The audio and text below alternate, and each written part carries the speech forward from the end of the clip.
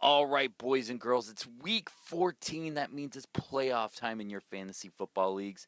And I'm guessing if you're watching this video, you're in the playoffs and you're in need of some help.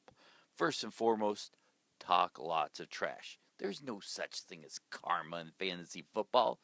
If you're going to go out talking the trash. Play like a winner, act like a winner, talk trash like a winner. Yeah, let your leagues know that you are going to dominate them. Don't go in there going, hey, you got a good team, I might not win. Nobody likes a wishy-washy guy. Own it. Make this league yours. Don't go in like the underdog. It's fantasy football. Talk that trash. Don't be afraid. Let your opponent know you're bringing shock and awe. The thunder, even. All right? That's my tip to you. This fantasy football season, be the champion. To be the man, you got to beat the man. Throw out every cliche winning WWE catchphrase you can because, baby, this is your league. You got me on your side. All right, let's start out with this week's matchups. It is very fantasy friendly. There are a couple shaky little matchups, especially if you have a Philadelphia Eagle or two on your team. But other than that, very, very clean cut, exciting, fantasy happy matchups. You have your Thursday night game, Dallas and Chicago. Chicago doesn't even have a defense. I don't even know why they filled it. They should just say, you know what? We'll automatically award 7 points to the offense. Dallas, listen, if you're going up against Murray, I feel bad for you. I'm sorry. Des Bryant, uh, hopefully you got another fantasy matchup and you're not relying on Jeremy Maclin, okay? But don't worry.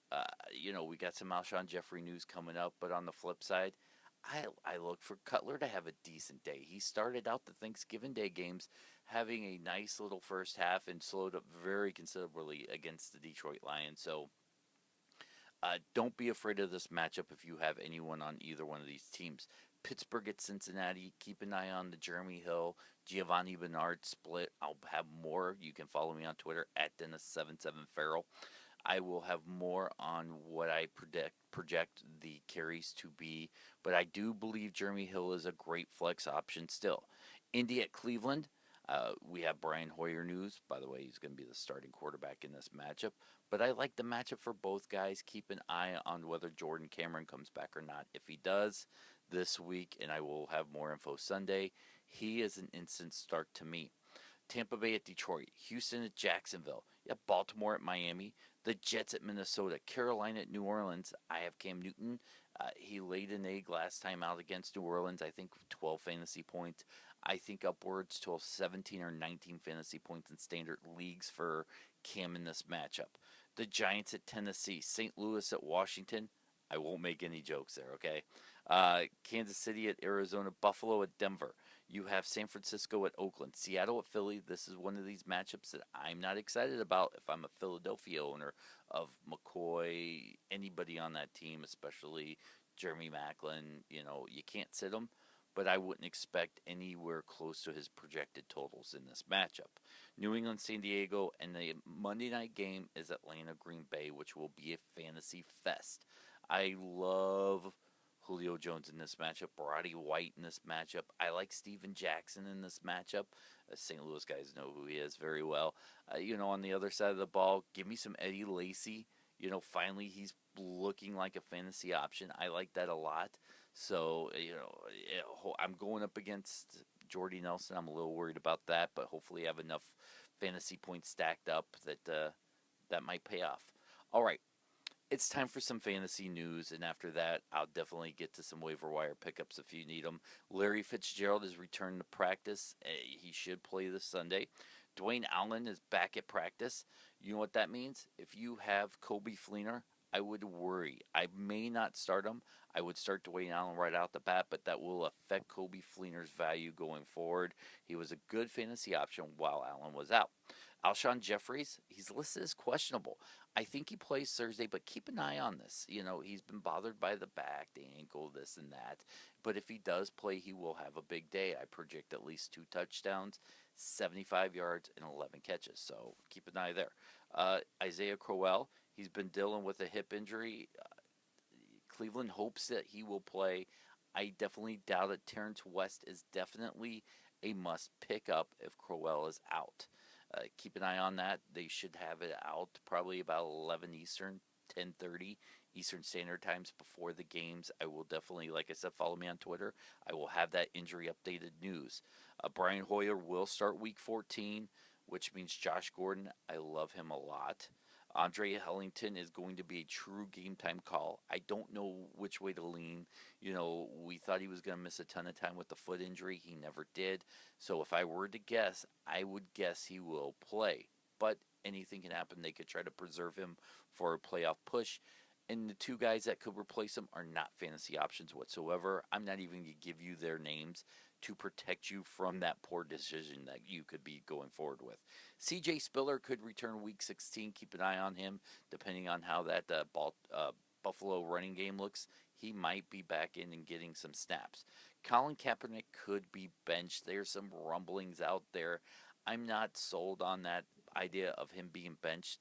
But if he does, that could affect everybody in the lineup. I couldn't even. I think it's Blaine Gabbert is the backup there. I would bench every wide receiver and tight end if you have any San Francisco guys going forward. All right, couple waiver wire pickups for you guys.